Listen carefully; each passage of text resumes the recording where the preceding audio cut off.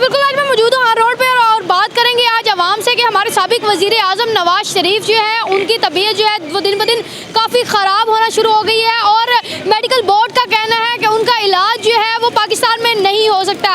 आज इसी हवाले से जानेंगे आवाम से कि यहाँ के शहरी जो है वो क्या कहते हैं कि उनको बैरून मुल्क मेडिकल के लिए जाना चाहिए या नहीं। ये सिर्फ चौंचले हैं पैसे वालों के। मिसाल के तौर पर नवाज शरीफ साहब के पैसे हैं, ये जनाब एयर एम्बुलेंस आ रही है, एयर एम्बुलेंस के बाद वहाँ पे अस्पतालों की बुकिंग हो गई है। इसके बाद फिर जरदारी साहब की बारी है, उन्होंने जाना है। फिर शर्जील मेमन साहब हैं, जितने सियासतदान हैं ये सारे बाहर जाएंगे।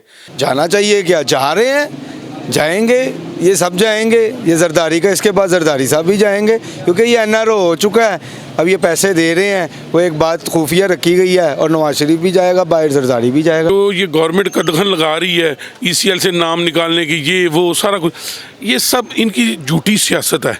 क्योंकि अगर ना इजाज़त ना देनी होती तो कोर्ट के आर्डर थे ना, 2 माह की ज़मानत दी है। जिसको ज़मानत मिल जाए ना वो रिलीफ मिल जाती है, वो चाहे मुल्क में जहाँ मर्जी ट्रैवल करे, गैर मुल्क करे।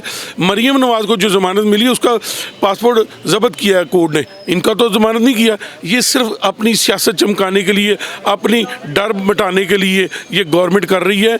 अब ये नया इन्होंने इशू बनाया है कि आप इतने बाउंड्स या इतने पाउंड वगैरह रखेंगे तो जाएंगे, लेकिन कानून से हट के तो कुछ भी नहीं है ना। ज़मानत अदालतों ने दी है उनको और अदालतों ने उनको भेजना और नवाज शरीफ को भेज देना चाहिए था। उनकी हालत ख़राब है, यही ना हो कि इमरान खान भी पड़ जाइए। आवाम का कहना है कि नवाज शरीफ को पाकिस्तान में ही रह के अपना ट्रीटमेंट करवाना चाहिए क्योंकि कोई जो भी सियासतदान पाकिस्तान से बाहर गया वो वापस लौट कर नहीं आया। कैमरामैन खुरम अयाज के साथ हाफिजा नाज़मा राव, लाहौर।